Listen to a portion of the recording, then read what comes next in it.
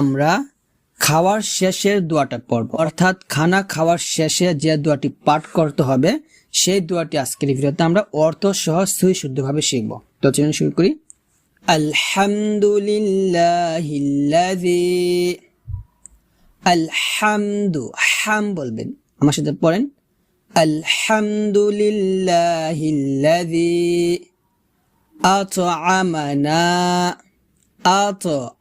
কলকলা, আত'আমানা ওয়াসাকানা,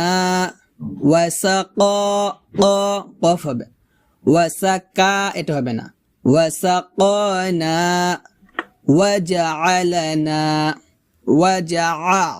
চাপ দিয়ে, ওয়াজআলানা মিনাল মুসলিমিন। আবার বলেন, আলহামদুলিল্লাহিল্লাযী